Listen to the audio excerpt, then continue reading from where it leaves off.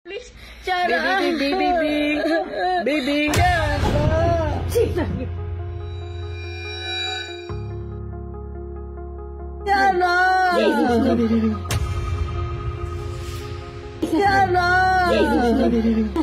Baby. Jesus name.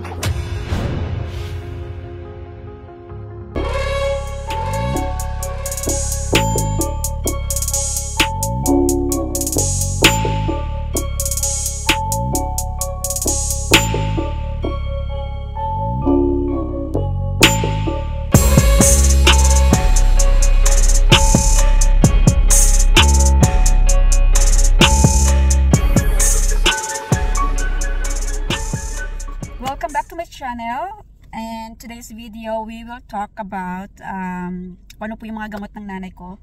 By the way, thank you so much sa lahat po ng mga nanonood ng ating video. I did not expect the responses doon sa latest video natin na tungkol sa problema ko sa nanay ko na parating tumataas yung kanyang blood pressure. I really appreciate all of your suggestions, especially ate, naku po, kumakain siya ng peanut. So hindi ko po alam yun. Thank you so much. So pinatigil ko, kumain siya kahapon ng siguro mga isang ganito na peanuts. Sabi ko, kinonfiscate ko po yun kasi pumunta kami ng Filipino store and nakabili po ako ng isang bag ng peanuts. So kumain po siya and hindi pala pwede. I really appreciate your comment. And yan guys, I will so in this video we will show you kung ano po yung mga gamot na iniinom ng nanay ko, because either me, I don't know, alam ko lang marami siyang gamot na dinala, binaon. So isa-isahin po natin yung mga gamot niya. At the same time, yung pamangkin ko po na si Tiara in the Philippines, yung po yung bunso ng kapatid kong babae, nag-viral po yung video nila na pinost niya recently, pero that was like 4 years ago na video. 4 months pa lang po si Tiara nung mangyari po yung epilepsy niya. She was a preemie, and dahil sa when she was in her tummy, right na magno-normal delivery sana siya, bigla umikot si Tiara din yung umbilical cord, parang nag-strangle doon sa neck niya, nawalan po ng air, nawalan po ng oxygen yung utak ng bata, kaya po dali-dali siyang sinisaryan that time.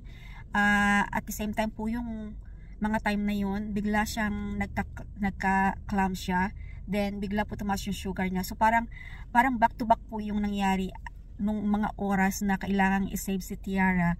Pero we are very thankful and happy na she is healthy right now. She is still on her medication pero on a constant monitoring. So yan lang po ang kagandahan.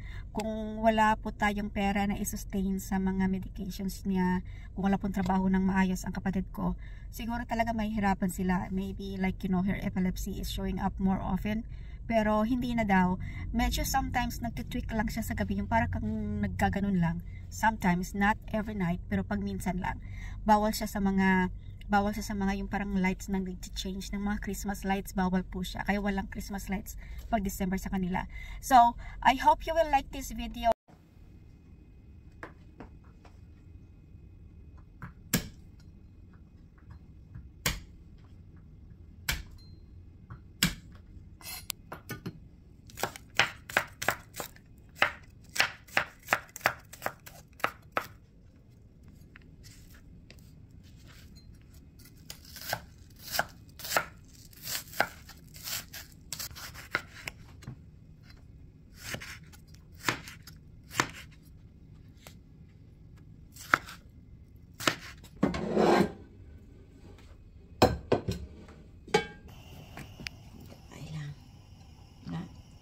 Okay guys, you're wondering what we are cooking. We're cooking the oyster mushroom. Nabili namin sa Filipino store kahapon. And igigisa lang. Yan, igisa natin sa olive oil.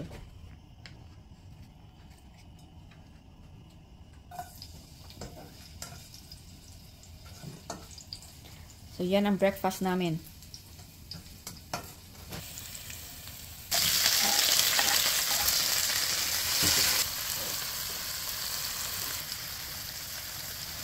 Do you wanna eat oyster only? Huh? What you gotta eat?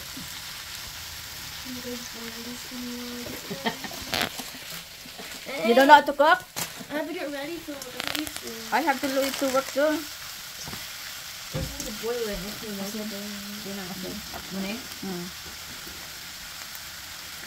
That's so yummy. Wala ka tubig out. Maluto pa na siya yan eh. Kobe. My first time to eat oyster mushroom. No, you're not in it. Paborito ng bayan. Pancit Canton. Bahala, wala iba niya sudan. Basta may pancit Canton. Wala pa natin baligya sa Pilipino grocery. Ang sarap! Ay, talaga. Oy, nagtubig na. Ang kahoy. Ang kahoy na.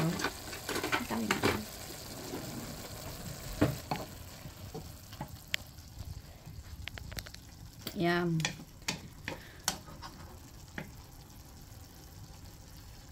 Last ko nga tilaw sinatong si Tito Junjun ka panguha sang mushroom sa may kwan sa uma. So, ano kulang asin?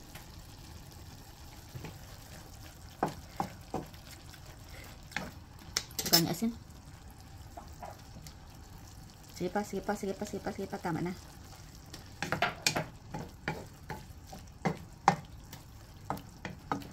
Ito na, hindi pa? Ano na dumi-dumi ang kamatis oh. Nahilaw pa oh. Sige. Guys, ito pala mga gamot ng nanay ko. 6 months supply, pero hindi na aabot ng 6 months supply. Uy, ara na sa akong imo nga insurance card. Tapos, Ha? ano na ko? Insurance card ka na. Kaya natagaan ta nakakwarta. Huli ka pa? Ha? Daw ma-extend pa ko.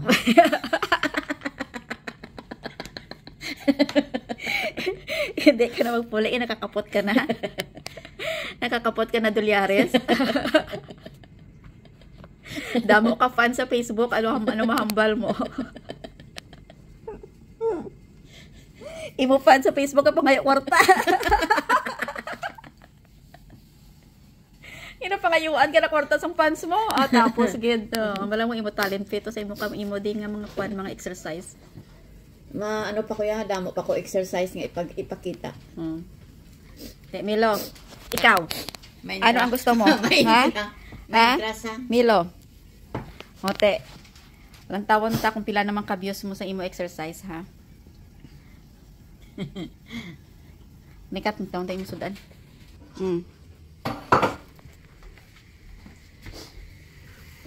Ang mahiwagang pancit Canton. So kahapon pumunta kami ng Filipino store. So nakahanap kayo ng mushroom, dalawa po. Then itong okra, isaw-saw sa vinegar. Then nakabili kami ng kangkong. So and then ay nay, ang kalabasa. Ang buti mo ta, hindi na ko maluto kaya hindi na ko makaon sa Ako lang mapakbit, ikaw lang mapanit. Ako lang mapakbit. Magpapakbit ako mamaya. Pakbit. Ayan. Then, nakabili kami ng tinapay na to. Pandi obe. Ayan. Ano mo may sa Pilipinas na? Wala to sa Pilipinas. Wala. Ano to? Wala.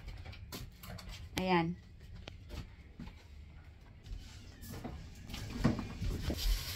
That's me! Look! It's me! Oh, that's me!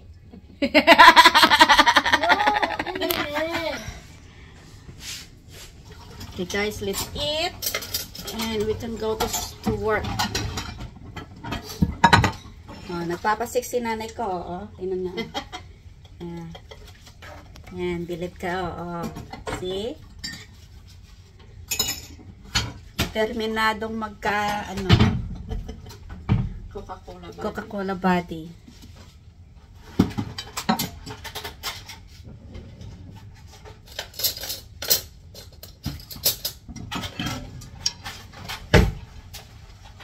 You found my secret? I'm gonna get some too.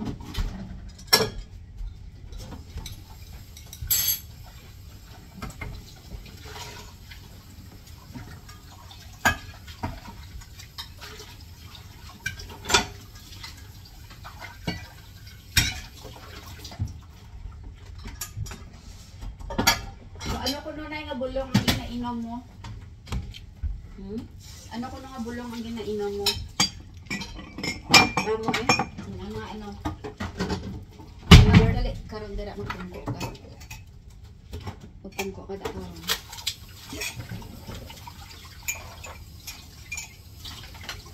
Sira nila ko. Wala, ito mangko. Ano ang dala mo bulong? Makakaon na hindi. Kaon eh. Oh. Sinamit ko ako kasi mga Starbucks. Hanggang tagdong mo po. Sila naman dire-star sa Amerika. Ako naman tinapin. Ano? Sila naman ti-star sa Amerika. Ako naman tinapin. Sumimi, sumimi. Si Mobile, ikaw ni Bulo sa akon. Ito manol ka. Nung duman mo makulo, dinubaan. So, this was, I think, 2 weeks ago. Bumili kami ng dried fish. Hanggang ngayon, nandito pa, oh. So, I'll eat one with the mushroom today.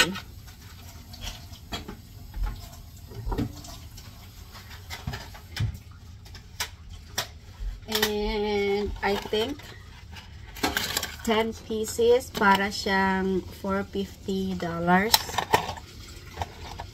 Ito na lang yung luto ang binili. Hindi kami bumili ng hilaw. Kasi yung hilaw, nangangamoy kami. So, yung luto na kahit mahal, okay lang. Tumagal naman ng mga 2 to 3 weeks.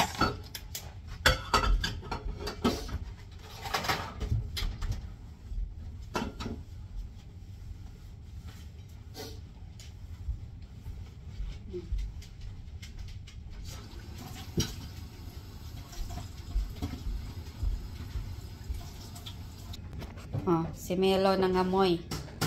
Nangamoy ng luto. Do you want to eat some? Huh? Do you want? Do you want? Okay, so guys, I'll ask my mother what medicine she's taking.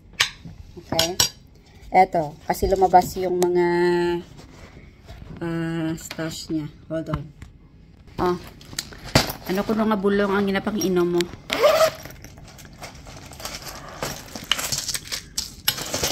Ay, para sa high blood. Ito pala para sa high blood. Ang pangalan niya,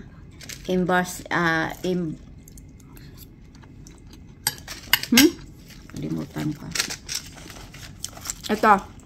Imbesartan. 150 milligram. How many times? Once a day. I thought you said 2 times a day. 2 times a day.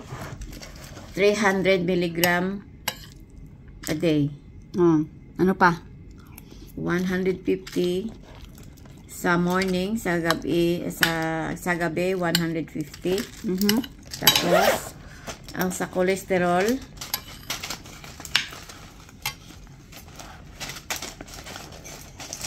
dinatong tayo, pakita ko na daan para hindi delayed. Thyrox 100 milligram. Yung Thyrox para sa thyroid. Thyroid. At saka calciate 2 times a day.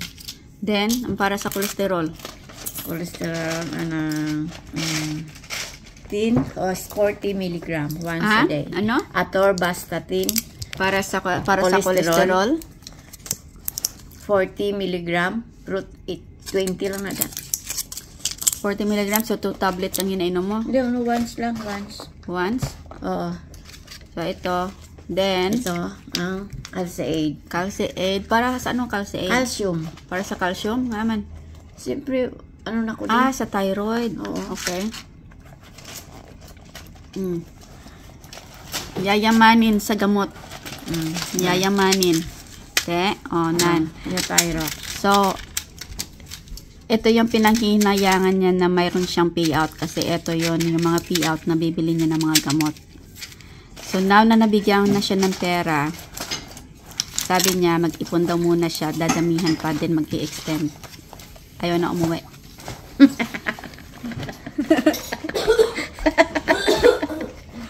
Ayaw na umuwi. Oh, sige, extend. Oh. Then I sent you your medical health insurance. Oh. Pag sumama ang loob, diretso na kami. Diretso sa ER. Covered na. Nandyan na. Dumating na yung card ng nanay ko.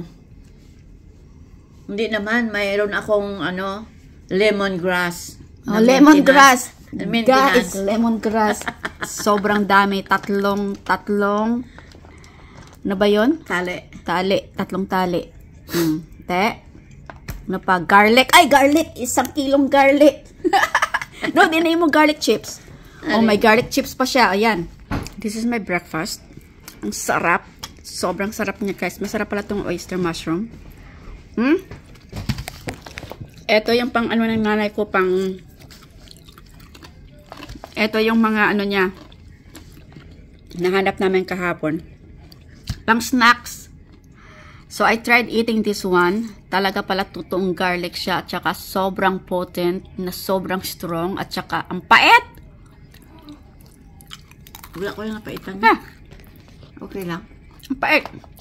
Ah! So, sa mga may alam, gaano karaming garlic ang pwede niyang kainin kasi ayaw kong kainin niya lahat to sa isang araw. Yan, kinakain yung garlic. So, marunong nanay ko sa herbal. See? Then, yung lemongrass, tatlong tali. Yan, ang kanyang water for the day.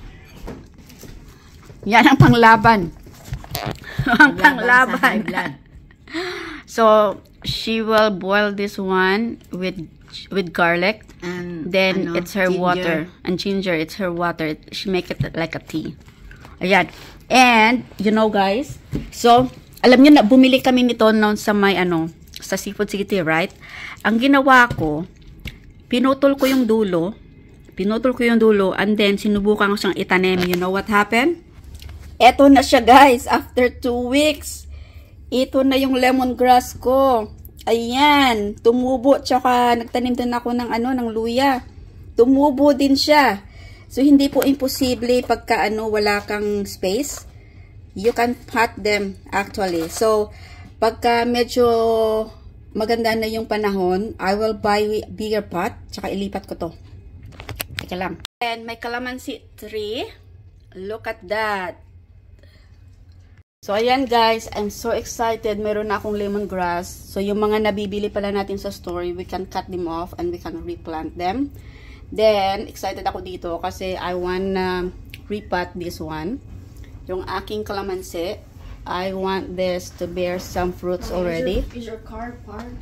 Okay guys, that's Tiara. So, yung si Tiara na pamangkin ko, if you notice, lumabas po siya sa TV sa GMA. Ito po yun dahil mayroon po siyang inborn na epilepsy. Ayan o. So, it is just like an awareness sa lahat. So, in-interview po sila sa Pilipinas kasi nag-viral yung video nila na mayroon siyang epilepsy. Sabi ng doktor, hindi ko siya masyadong ma-diagnose na na kailangan natin ng EEG. Tapos, for now, need natin ng gamot.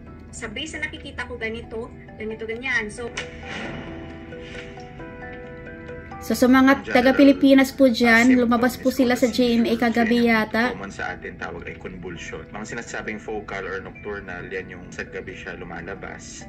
Ang focal naman na epilepsy usually involved ay isang bahagi ng utak or isang bahagi ng brain. So, nangyari pag nagkaroon ng focal seizure, yung isang parte ng brain, for example, yung parte na nagko-control ng kamay, yun yung parang nag-short circuit, tumataas yung parang elektrisidad. Nangyayari, nagkakaroon ng parang convulsion yung parang kamay.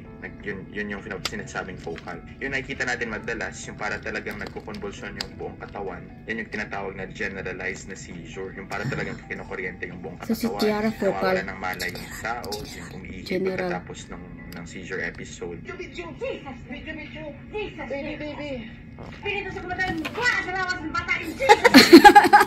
Nanay ko po yun! Nanay ko yun! i-record ko Huwag daw po ako magpanik, na-record po siya para proof na rin po sa doktor para makita po kung ano po ba yung nangyayari sa baby. Tama po yung ginawa. Kailangan po mag-videohan kasi para po malaman po ng doktor, meron po kaming clue kung saan po nag-umpisa. Oo, kasi may mga characteristics po yung seizure na magsasabi sa amin, dito pala yung, dito siya nagsimula. So, baka dito po yung problema ng pasyente. The other thing is, kailangan po kasi natin i-time. So, kailangan natin na bilangin kung ilan ang minuto. Kailangan natin na i-make sure na yung pasyente ay protektado. Ibig sabihin yung ulo ng pasyente, lagyan natin ng something na malambot. I-make sure natin na nakalay sa side ng pasyente. So, naka-side view yung pasyente, side lying position. So, para hindi magkaroon ng choking o para maging protektado pa rin yung airway ng patient. Walang ilalagay sa loob ng bibig. Kasi nakikita namin naglalagay po ng mga kutsara, kung ano-anong para daw hindi maswallow yung tongue, no? Pero hindi po kailangan yan gawin. Kung first time po yung seizure, kailangan na po talaga magtawag tayo ng emergency services.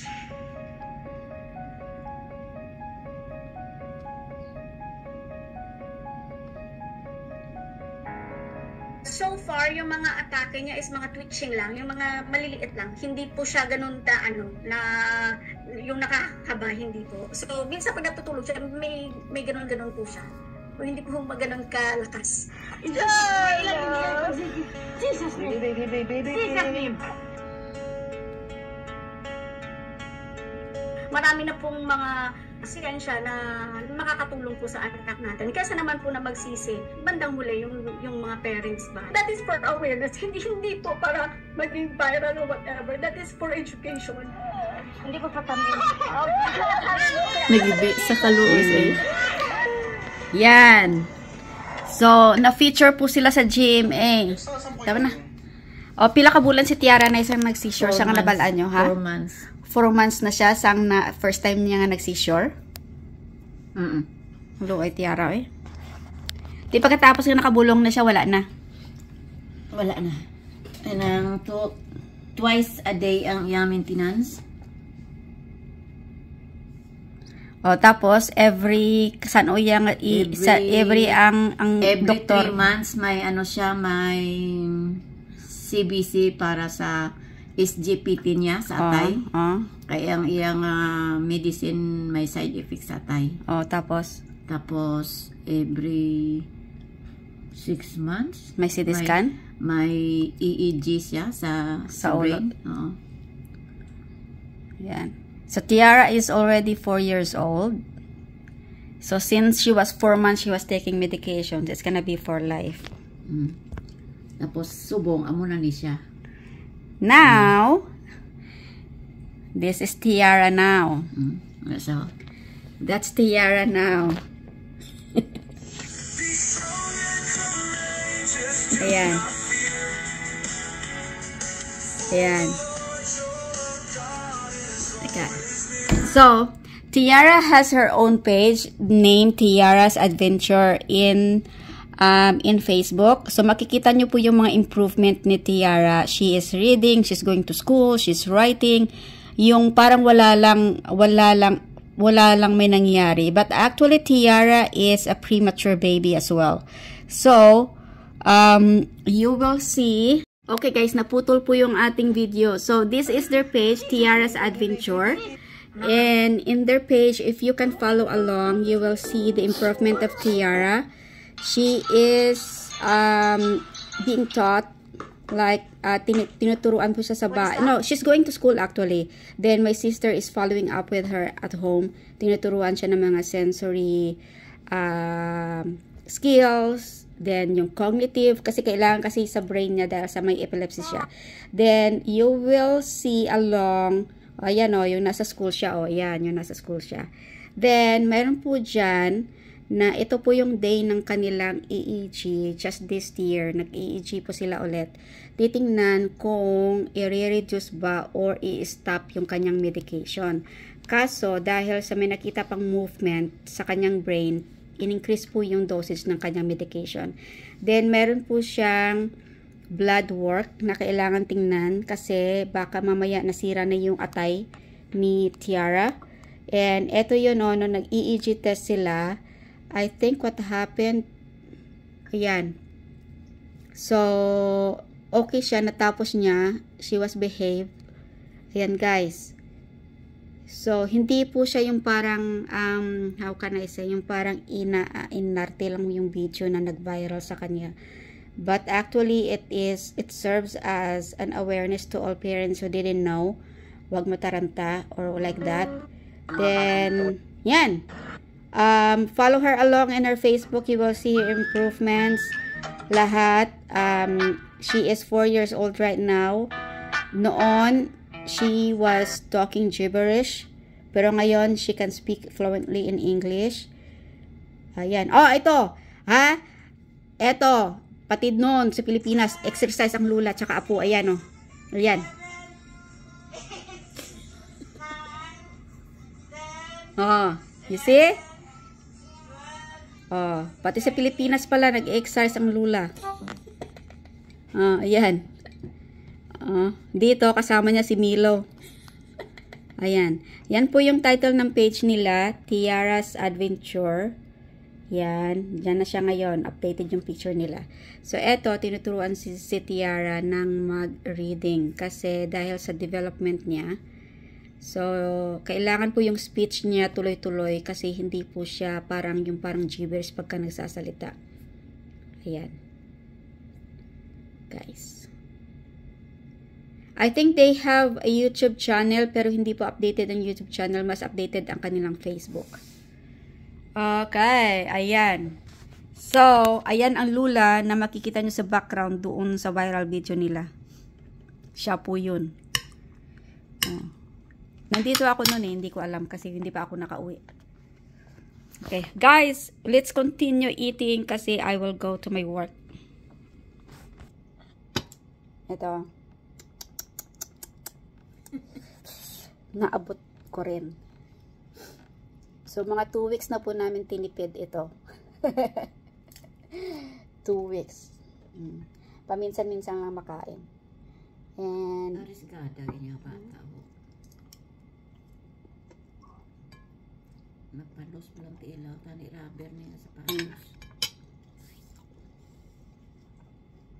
Ano po lang balik. Thank you so much sa lahat po ng mga nanood ng ating mga videos, to your comments. Binabasa ko po lahat ng mga comments nyo and your suggestions and your informations. So we consider everything. Please continue to support the channel. Thank you. Don't forget to like, and if you're not a subscriber yet, please subscribe and we will continue to keep posting videos for you. Thank you. Have a good day. Babush. I hear the beat, it's in my chest, got me feeling some kind of way. I confess the rhythm takes over, no room to rest. My heart's dancing, it's so loud.